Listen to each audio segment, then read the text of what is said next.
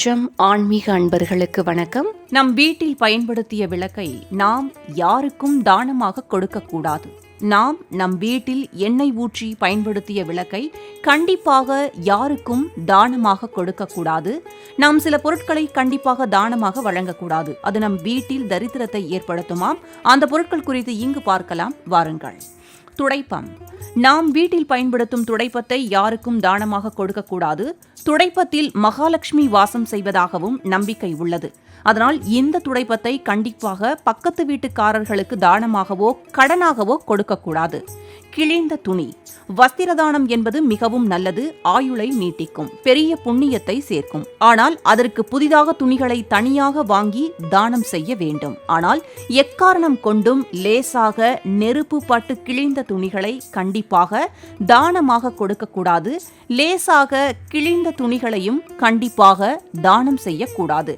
சமயத்தில் நாம் நமக்காக புது துணிகள் வாங்குவோம். ஆனால் அது நமக்கு மிகவும் பெரியதாகவோ அல்லது சிறியதாகவோ அமைந்துவிடும்.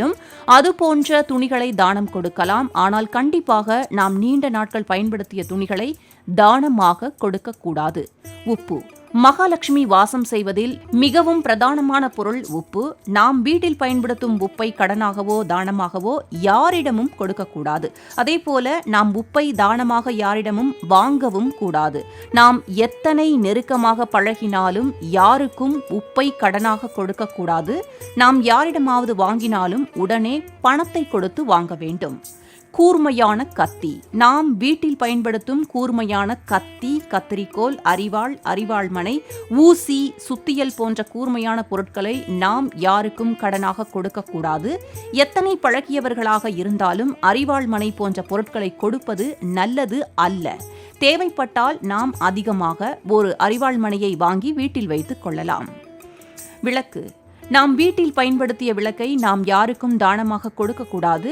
நாம் நம் வீட்டில் எண்ணெய் ஊற்றி பயன்படுத்திய விளக்கை கண்டிப்பாக யாருக்கும் தானமாக கொடுக்கக்கூடாது. முன்பு நம் வீட்டில் தீபம் ஏற்றிய விளக்கு இப்போது நம் வீட்டில் பயன்படுத்தப்படாவிட்டாலும் அதை தானமாக யாருக்கும் கொடுக்கக்கூடாது. அதே சமயம் புதிதாக விளக்கை வாங்கி நாம் பரிசாக அளிப்பதில் எந்த தவறும் இல்லை. குறிப்பாக குத்து விளக்கை தானமாக கொடுக்கக்கூடாது. உடைந்த பொருட்கள். பொதுவாக உடைந்த கண்ணாடி, சுவாமி சிலைகள், போட்டோக்கள் ஆகியவற்றை நாம் தானமாக கொடுக்கக்கூடாது என்கிறார்கள்.